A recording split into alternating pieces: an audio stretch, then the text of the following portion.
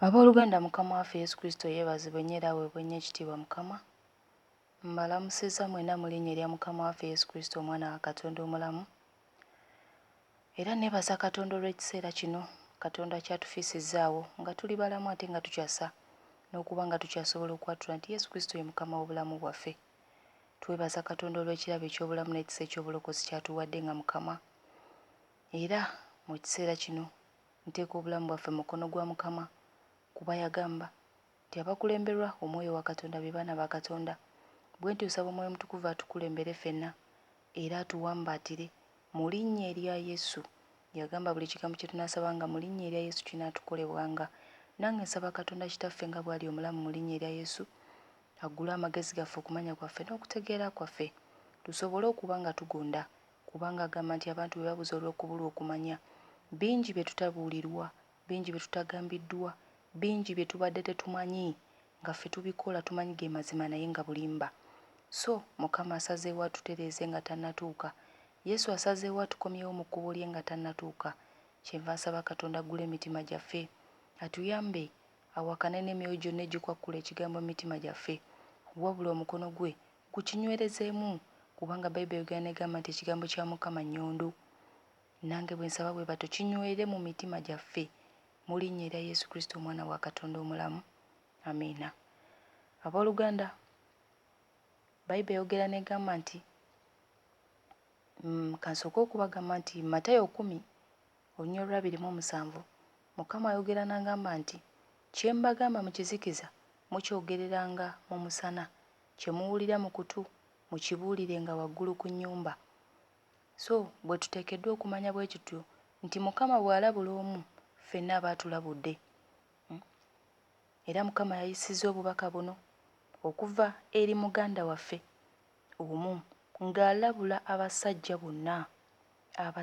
bonna, ne bw'oba mukyala ng'owulidde butuuse eri bbaawo, kubanga eggulu si lya bakyala bokka wabula eggulu lya buli muntu ssekinnoomu wansi w'enjuba, ne bw'eba geyeena buli muntu ajja kugigendamu oba musajja oba mukazi, singa oba tokoze butuukirivu mu maaso ga Mukama.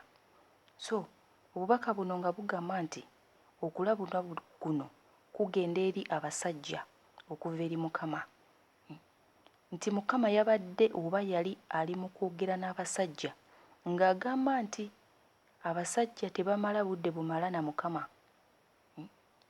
Abasajja tebazuukuka kusaba ku ssaawa ez'okumakya, nti abasajja abasinga tebaagala oba tebazuukuka ku makya kusaba, bakyala be basinga okuba nga bazuukuka.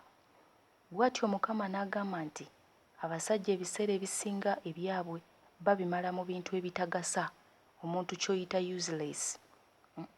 Obudde mubumala in useless things. Bw'atyo Mukama bw'agamba abasajja, obudde mubumala mu bintu ebitagasa, ne mulyoka mugenda mu buliri ng'obudde buyise, ne mutafuna budde bubeera nga muzuukuka okusaba. Mukama n'agamba nti essaawa 7, 7 hours, zibamala okuba nga mwebaka, zibamala bwe muba nga mwebake mangu, essaawa 7 zibamala okuba nga mwebase, bwe mugenda mu buliri bwammwe, ne musobola okuba nga mukola kimuzuukuka ku makya okuba nga musaba. Nga Ngero 8:17 ayogera n'agamba nti njagala abo bonna abanjagala era n'abo abanyiikira okunnoonya balindaba. Ngero 8:17. Mukama atyagala tumunoonye kubanga abanyiikira okumunoonya be balimulaba, ate abamwagala naye abaagala. Mukama atugamba tukyuke abooluganda, baganda baffe abasajja oba abaami baffe, baganda baffe abasajja mu Kristo, Mukama buno obubaka abuwammwe, mufune obudde bwa Mukama.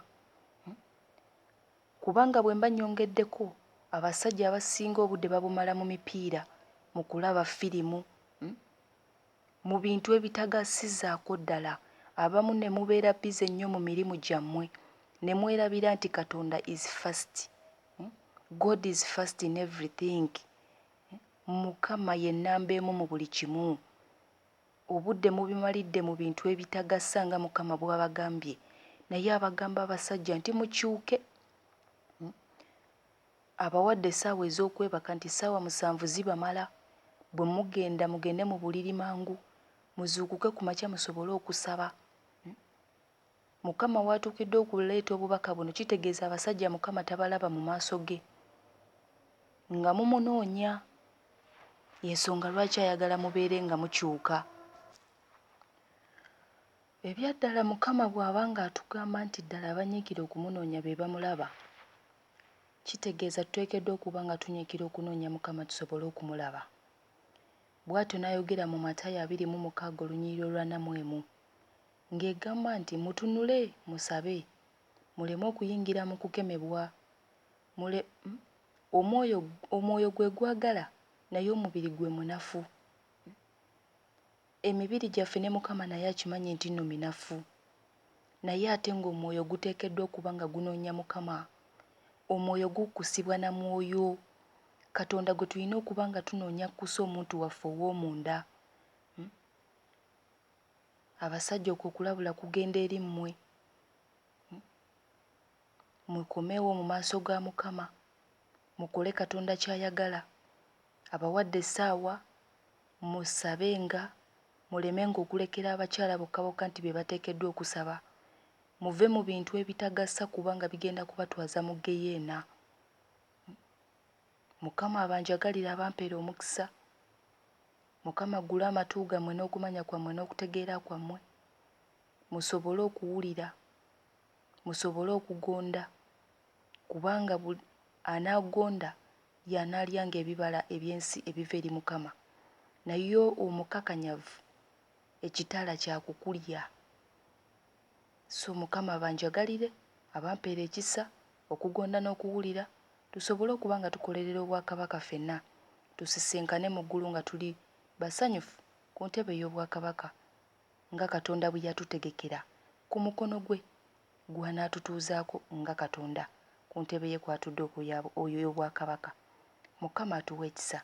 Buli omu yagamba nti agenza okututeekerateekera ebifo. Singa tebyaliyo yanditugambye nti tebiriiyo, naye twebaza nnyo Katonda ate atuwe ekisa. Ng'ekisa bwe kikyaliwo tukikozese okuba nga tutereera okudda Mukama gy'atwagala era mu kkubo ly'atwagalamu abooluganda. Tusobole okuba nga tetusubwa ebifo byaffe oba mansioni zaffe ezizimbiddwa ne gold mu kibuga ekitukuvu ekya Katonda. Mukama abanjagalire mu linnya erya Yesu. Tukolerere eggulu, tufube weewawe ekkubo funda naye tugezeeko. Yagamba nti gwalikwatibwa ekisa, gwalikwatibwa ekisa. W'olaba ng'amaanyi gakuweddemu, gamba Omwoyo Mutukuvu nnyambaza amaanyi. Wali ekiseera kikyaliwo nga tukyamuyina, naye temwerabira nti waliwo ekiseera bwe tugenda okutuuka ng'Omwoyo Mutukuvu atuggiddwako, ng'ate n'omusaayi gwa Yesu tegukyaliwo okunaaza kibi, nga ggwe olina okwerokola ng'omuntu.